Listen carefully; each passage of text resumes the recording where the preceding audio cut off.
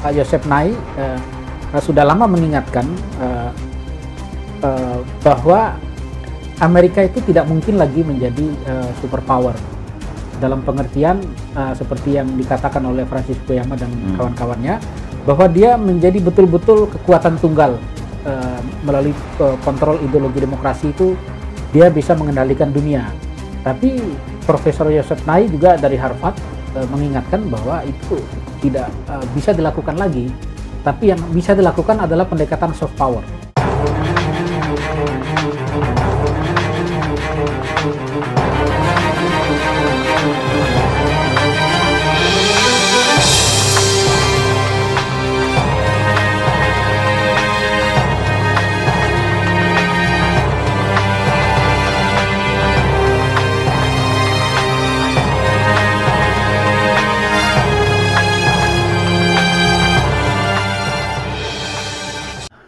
Saudara pemirsa, kita akan dengarkan, tapi sebelumnya Bapak sehat-sehat aja ya? Sehat. Selalu ikut prokes, jadi selalu ikut prokes. Selalu sehat dan tidak makan yang sehat. Mengajar malam ini? Tidak mengajar, jadi kuliah masih libur, jadi kita hanya membimbing mahasiswa untuk mempersiapkan semester berikutnya. Oh, ini bawa buku banyak sekali kayaknya. Iya, ini ada bukunya Francis Fukuyama. Ya. Oh, sudah ada Kemudian bukunya? Ini ada buku seniornya ya. Ini Samuel Huntington. Benturan Peradaban. Ini ya. versi Indonesia. Ya. Benturan Peradaban juga ada. Oke, silakan ceritakan, nanti kita diskusi yang berkelanjutan ya, tergantung dengan perkembangan informasi Saudara Siddhartha untuk menjelaskan mengenai buku The End of Story and the Last Man. Ya, terima kasih Bang Bursa Jardubi. Ini adalah pokok perubahan yang menurut saya mengikuti perkembangan dunia keilmuan di era disrupsi ini ya. Era di mana ada kemajuan teknologi yang mendorong transformasi keilmuan melalui media dunia telematika atau dunia maya seperti ini. Nah, yang menarik tadi yang diungkapkan oleh Bang Bursa tentang bagaimana sosok dari Profesor Francis Fukuyama. Nah, kebetulan ini saya sering aktif ya mengikuti acara Zoom meeting ya dengan Francis Fukuyama. Oh, sering ya? Iya, namanya di CDDR, Center for Democracy, Development and Rule of Law. Jadi sekarang dipimpin oleh Francis Fukuyama. Oh, dia sendiri mimpinnya? Iya, jadi saya sendiri sempat ingin ketemu Francis Fukuyama ketika berada di John Hopkins University. John Hopkins. Ya. Dan saya pernah tinggal di tempat yang nggak jauh dari tempat John Hopkins. dia bekerja. Oh. Sebelumnya yaitu George Mason University. Itu nggak jauh dari pusat Washington DC, dan itu menjadi satu perubahan menarik ya di Washington DC. Itu ada sejumlah kampus di mana Francis Fukuyama itu lama mengabdi di beberapa universitas itu. Rand Corporation, kemudian George Mason University, John Hopkins University. Rand Corporation itu Research and Development maksudnya? Ya, lembaga riset yang terdepan di sana yang disponsori oleh sangat terkenal kan ya? Ya, Departemen Luar Negeri dan Kementerian Pertahanan Amerika Serikat. Ya, tahu saya. Dan itu yang melahirkan banyak Rand Corporation. Ya.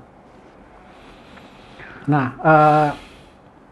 sangat menarik kalau membicarakan tentang karya-karya Francis Fukuyama, terutama buku yang seperti yang disampaikan oleh Bang Bursa tadi, The End of History and the Last Man.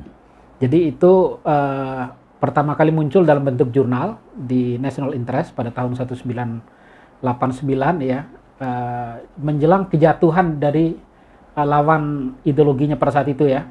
Kita tahu ada pertarungan antara ideologi USSR, Uni Soviet ya, dengan USA, United States of America. Jadi ada pertarungan antara kutub kapitalisme dengan kutub sosialisme.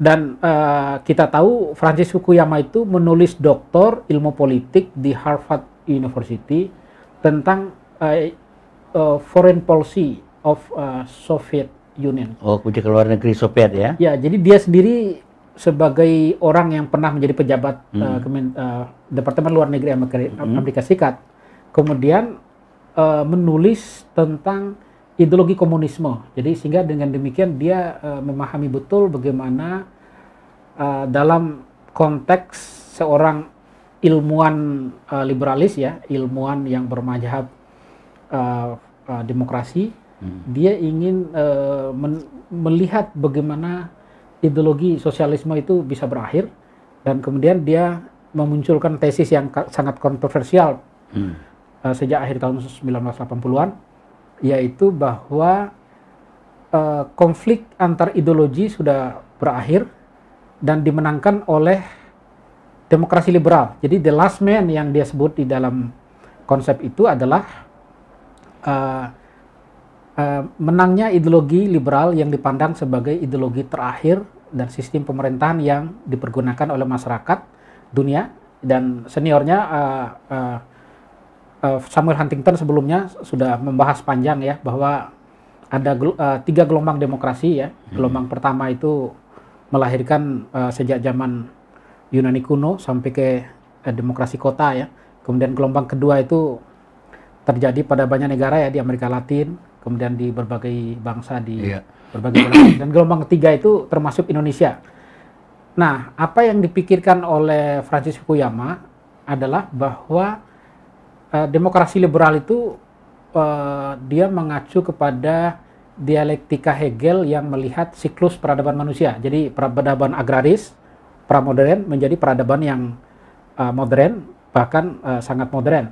Nah, di dalam proses itu dia melihat bahwa konsep demokrasi liberal yang dianggap sama dia sebagai pemenang ideologi itu merupakan siklus panjang dari perkembangan ideologi politik masyarakat ya, mulai dari 300-an tahun sebelum Masehi oleh Plato, Aristoteles dan lain-lain, kemudian berkembang menjadi demokrasi hingga sekarang, dan dia merasa bahwa Amerika Serikat itu sudah menjadi kekuatan tunggal dunia, terutama dalam aspek tata pemerintahan, jadi sistem pemerintahan yang bersifat global. Nah, tapi kemudian ini membuka pandangan yang sebaliknya, misalnya dari seorang penulis ideologi ya, namanya ini Ian Adams. Apa kata Ian Adams? Jadi Ian Adams mengatakan bahwa dari berbagai ideologi yang muncul, justru Francis Fukuyama itu dengan the end of history-nya justru ingin membuka perdebatan yang tidak akan pernah selesai ke depan gitu. Iya, iya. Nah, judulnya dia itu dia memperdebatkan, membuka ruang debat. Betul. Jadi justru di kesimpulannya dia mengatakan bahwa masa depan ideologi itu justru dimulai dari pemikiran Francis Fukuyama gitu. Yang kita tahu Francis ini kan dia sebagai seorang sejarawan, kemudian ilmu politik yang melihat berbagai perubahan masyarakat ya, terutama di bidang ekonomi politik, bahwa masyarakat itu akan sejahtera, masyarakat akan bisa makmur, menurut dia bahkan bisa berkeadilan kalau mengikuti jalan demokrasi liberal. Nah, ini sebetulnya yang dikritisi oleh banyak pihak gitu ya. Ya, tapi kan pada kenyataannya kan demokrasi liberal ini kan banyak kontradiksi kan di dalamnya kan. Bahwa juga di Amerika kan ada masalah kesenjangan ya yang cukup tajam ya. Di belahan dunia yang mengikuti sistem demokrasi liberal juga lebih banyak masalah lagi. Tentu kan masih banyak ruang diskusi untuk mengatakan bahwa sebetulnya sejarah belum berakhir kan. Dan pertarungan ideologi itu akan berlanjut sama yang seperti ditulis oleh Samuel Huntington itu kan.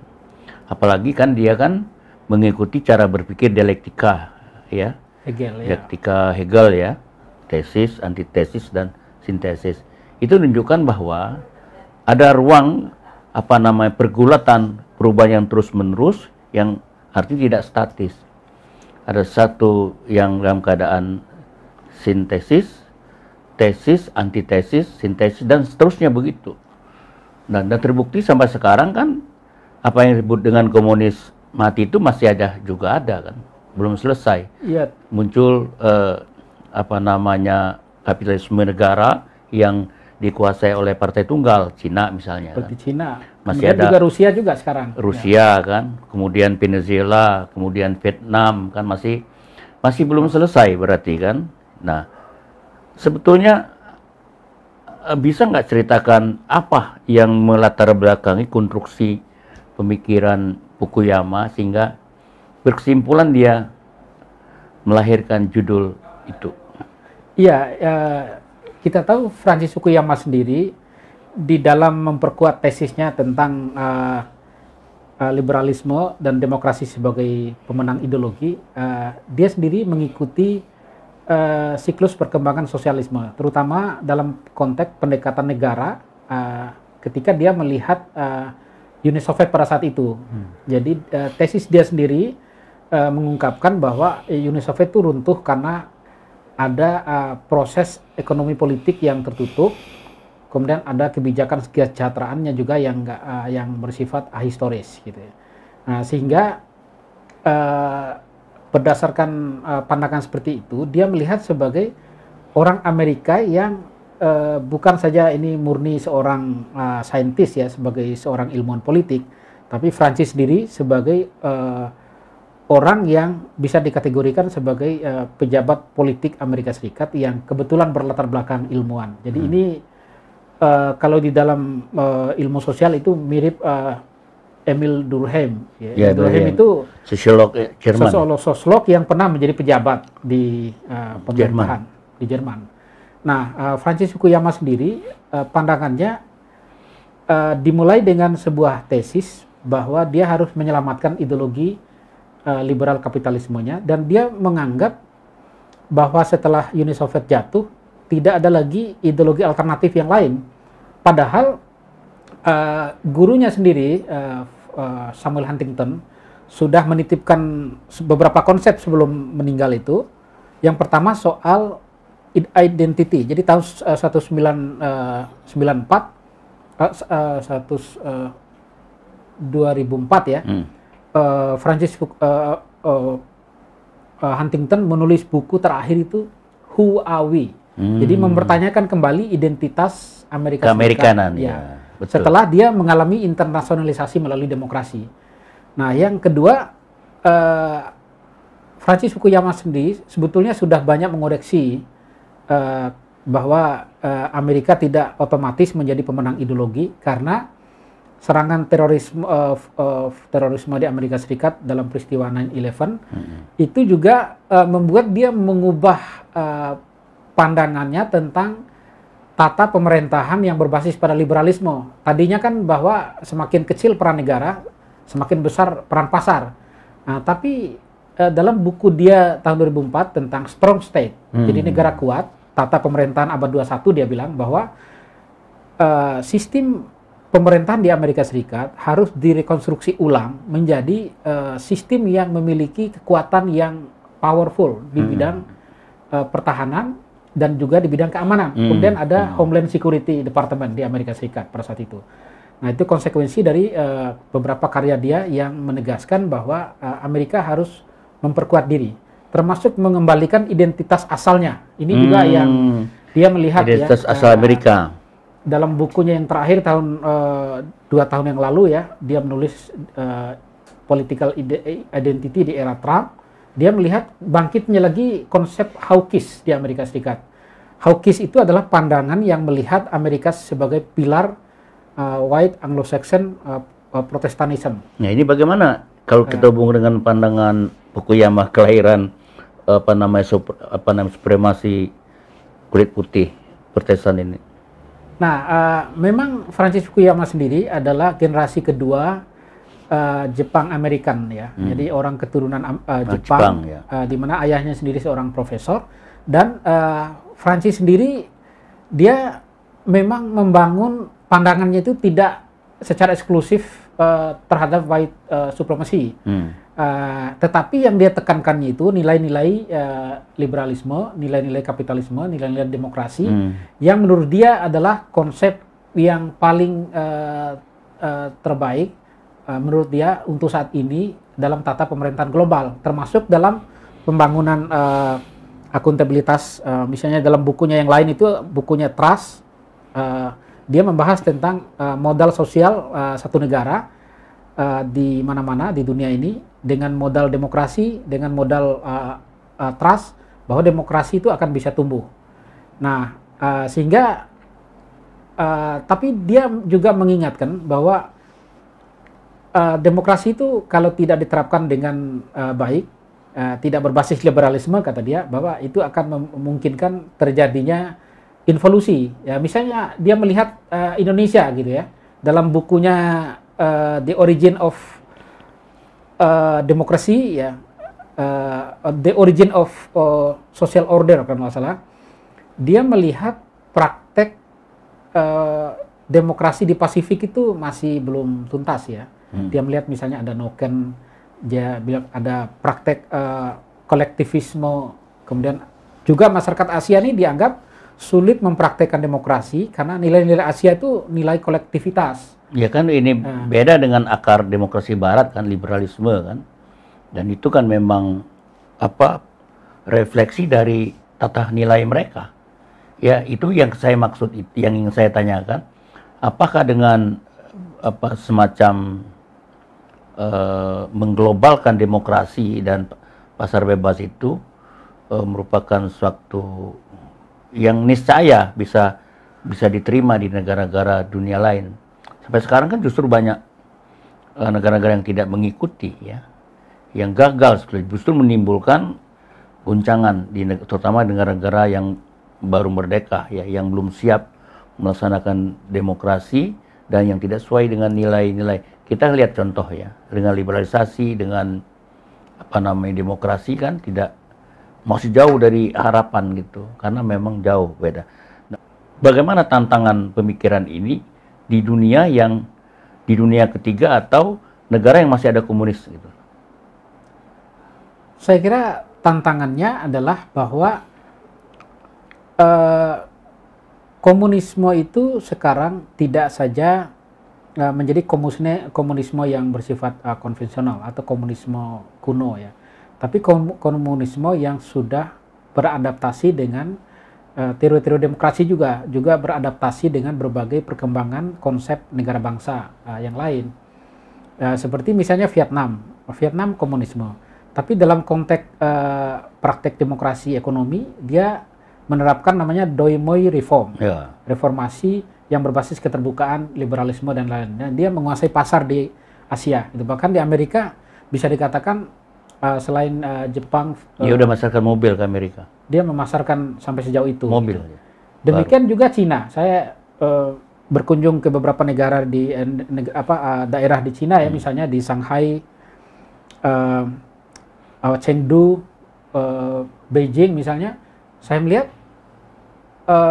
apa yang dilihat komunisme dalam pengertian yang konvensional seperti teori Marxis atau berbagai teori yang menyitari perkembangan komunisme dunia juga tidak begitu terlihat seperti yang dulu.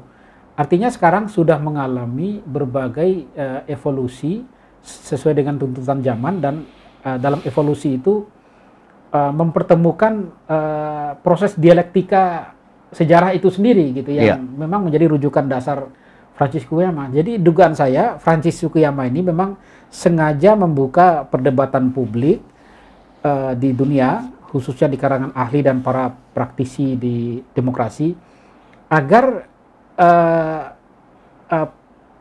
posisi liberalisme dan demokrasi itu selalu menjadi yang dikontrol ya, praktek pemerintah lebih dominan ya. Meskipun ya ahli lain misalnya Joseph Nye sudah lama mengingatkan bahwa Amerika itu tidak mungkin lagi menjadi superpower dalam pengertian seperti yang dikatakan oleh Francis Fukuyama dan kawan-kawannya, bahwa dia menjadi betul-betul kekuatan tunggal melalui kontrol ideologi demokrasi itu dia bisa mengendalikan dunia. Tapi Profesor Joseph Nye juga dari Harvard mengingatkan bahwa itu tidak bisa dilakukan lagi, tapi yang bisa dilakukan adalah pendekatan soft power, pendekatan duduk satu meja dengan negara lain, tidak bisa lagi mendikte seperti yang dulu. Yang bisa dilakukan adalah proses kerjasama global, diplomasi, dan juga proses di mana Amerika itu bisa menjadi half superpower. Jadi mungkin Cina sudah menjadi superpower di bidang ekonomi, tapi di bidang militer, di bidang demokrasi mungkin Amerika masih leading. Tapi bagaimana misalnya dengan kita melihat dalam konteks Indonesia, kalau melihat dalam konteks premis dari Fukuyama ini, sebetulnya proses dialektika pemikiran demokrasi itu sudah dilakukan dengan sangat baik oleh para generasi pendiri bangsa ya. Misalnya Hatta itu lebih condong kepada demokrasi sosial kerakyatan ya. Jadi kedaulatan rakyat sebagai esensi demokrasi. Jadi Hatta menyadari betul seperti yang ditulis oleh Rousseau ya, filsuf itu, bahwa vox populi itu adalah teorinya Rousseau. Selain general will, suara Tuhan. Ya, itu yang mungkin menjadi dasar bagi Bung Hatta. Tapi Soekarno itu menyadari bahwa demokrasi itu tidak liberalisme, tapi demokrasi itu harus dipadukan dengan nasionalisme dan sosialisme. Makanya Soekarno menginginkan adanya demokrasi sosial. Jadi karena tidak mungkin demokrasi itu dibiarkan begitu saja kepada rakyat, tapi rakyat itu harus dibangun kecerdasannya, harus dibangun nasionalismenya. Tapi bagaimana misalnya dengan Natsir? Nah, Natsir dengan sangat jeniun melihat bahwa ada sejumlah konsep, misalnya dalam konsepsi demokrasi dan Islam, yang melihat ada konsep keadilan sosial, musyawarah, dan proses di mana demokrasi itu harus berakar kuat pada tatanan masyarakat, yang menurut versi Natsir adalah ketika dia berdebat dengan Bung Karno, Hatta, dan lain-lain, itu aspek majoritarian rule, pemikiran yang mendasari tentang realitas keindonesiaan harus juga dilihat.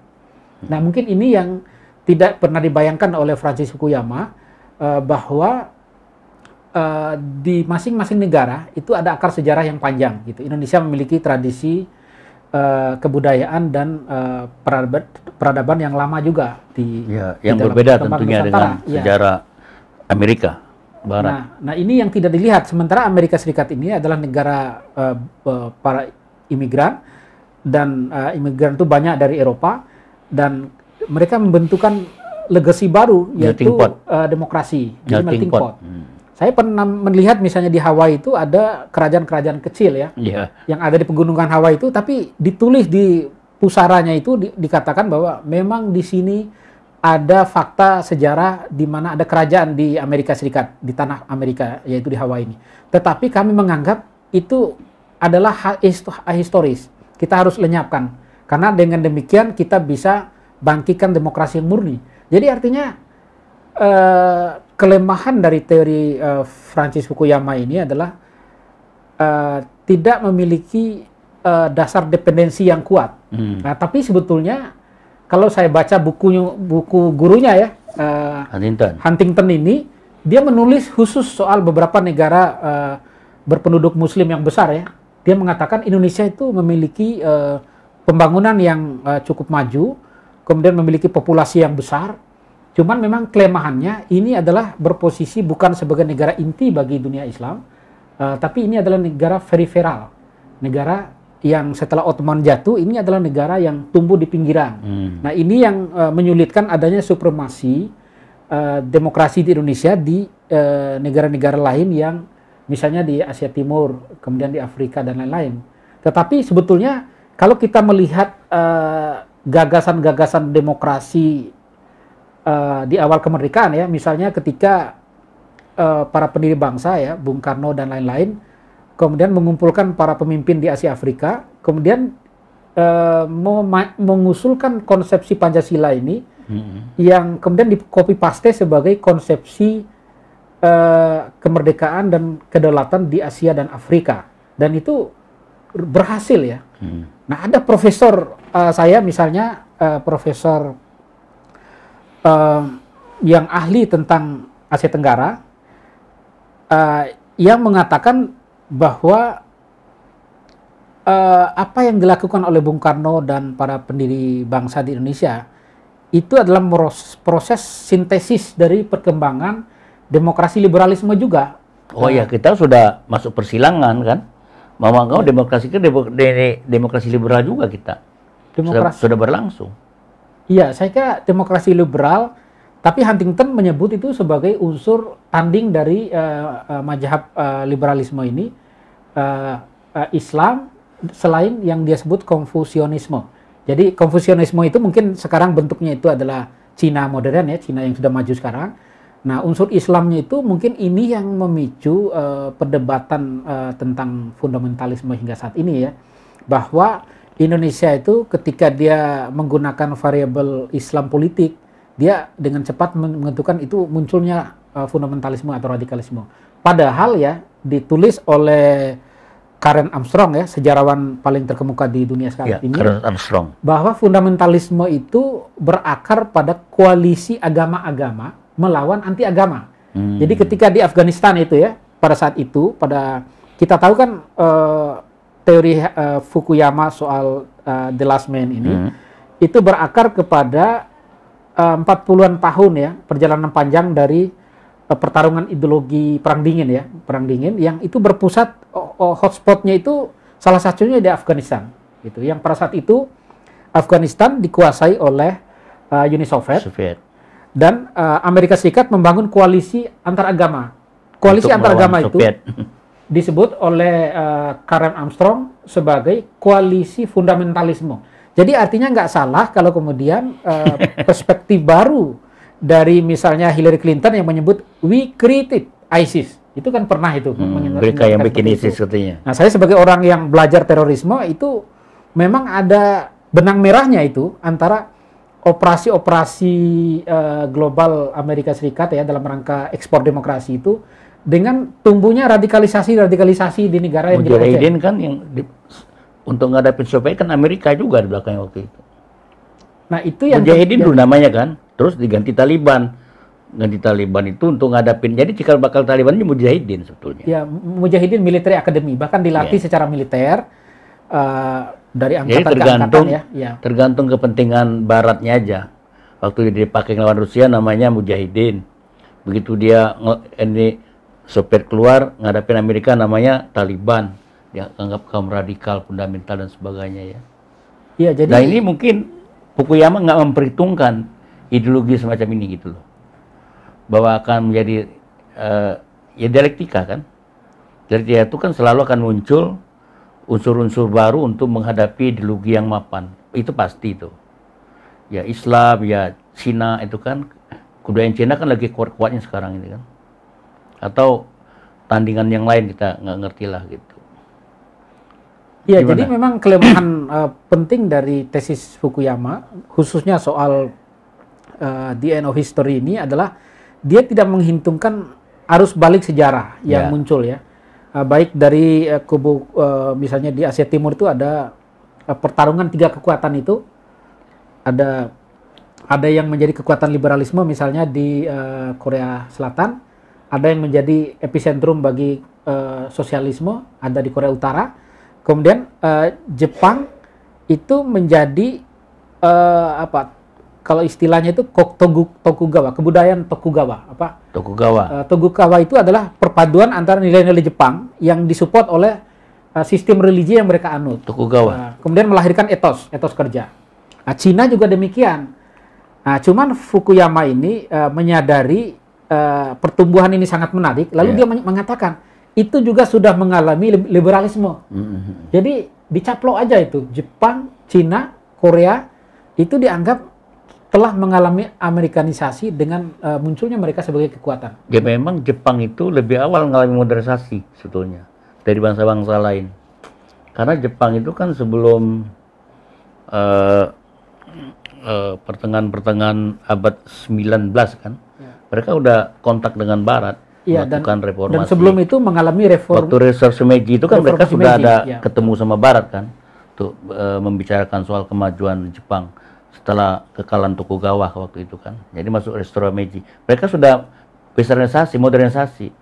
Kalau Korea kan baru tahun 50-an pasca konflik Korea Utara, Korea Selatan kan. Jadi setelah Jepang itu lebih dulu modernisasi. Karena itu mereka kuat secara ekonomi, ngumpulin kekuatan militer kan. termasuk Cina pernah kalah sama dia kan, kira-kira begitu. Makanya menurut saya konsep kemakmuran atau konsep keadilan dalam keadilan sosial yang diajukan oleh Fukuyama itu juga, misalnya dikoreksi salah satunya itu oleh ini penulis buku yang disimpan itu ya, apa namanya? Buku apa? Namanya John Rawls. Nah, John Rawls. teori keadilan. Oh, teori keadilan. Nah, teori keadilan itu kan intinya adalah ada distribusi keadilan yang dilakukan melalui pajak progresif gitu ya. Kemudian ada penerapan sistem kesejahteraan sosial dari orang yang kaya kepada orang yang miskin. Nah, kemudian ini merupakan bentuk kontribusi agamawan yang kemudian menjadi ahli demokrasi gitu. Yaitu John Rawls. John Rawls ini mulanya seorang pastor atau pendeta, lalu kemudian dari situ membangun teori keadilan sosial gitu. Oke. Dan itu kita kembali soal lagi ini nggak habis-habisnya kan kalau kita melihat apa namanya perkembangan sejarah ya dari sudut pemikiran, ideologi yang dicanangkan, diproklamasikan oleh Fukuyama. Itu sebetulnya kan dia keingin membuat zaman ini tidak berubah kan, jadi status quo kan. Nah itu kan satu kelemahan konstruksi dia berpikir, tesis pokoknya. Nah apakah dengan misalnya Islam ya, sebagai agama ya, kemudian Cina juga sebagai negara yang sangat besar itu tidak diperhitungkan di dalam apa namanya sintesis ya pemikiran Fukuyama bahwa akan ada pemerintahan baru yang akan datang sebagai antitesis dari keadaan status quo sekarang. Apa yang Anda lihat kira-kira? Nah, saya melihat memang kalau kita mempelajari demokrasi ya, terutama teori yang dikembangkan oleh Robert Dahl dan Larry Diamond. Robert Dahl itu kan demokrasi itu harus dibangun dengan penguatan institusi demokrasinya, misalnya partai politiknya harus dibangun, kemudian sistem kaderisasinya harus diperkuat, kemudian penyelenggaraan pemilu segala macamnya harus memenuhi asas-asas demokrasi gitu. Kemudian Larry Diamond itu melihat pentingnya partisipasi masyarakat di dalam demokrasi. Nah, artinya bahwa demokrasi itu masih merupakan never ending proses. Jadi klaim Fukuyama bahwa demokrasi berakhir dengan sistem demokrasi liberal itu tidak bisa dibenarkan dengan melihat perkembangan ini. Bahkan Indonesia kalau secara geopolitik atau secara kemajuan ekonomi mengalami perkembangan, bisa saja Indonesia bisa menjadi satu epicentrum perkembangan demokrasi di Asia. Bisa saja. Kalau lihat apa namanya sistem berpikir dialektik ya, itu pasti satu keniscayaan gitu. Jadi kalau di dalam Islam itu kan di Ali Imran ya 140 itu, surah Ali Imran ayat 140, kekuasaan itu dipergilirkan. Jadi kamu kadang-kadang kalah, kamu kadang-kadang menang katanya. Jadi itu jadi sesuatu yang pantare lah, berubah terus-menerus. Jadi yang pasti berubah itu ya perubahan itu sendiri, yang sudah pasti itu. Jadi sebetulnya lemah sekali gagasan Fukuyama ini. Makanya saatnya menurut saya Indonesia seperti pemikiran Bang Bursa tadi mendialektiskan gagasan-gagasan pemikiran, paham-paham pemikiran ya kan, ini kan sebetulnya adu keunggulan sistem kan.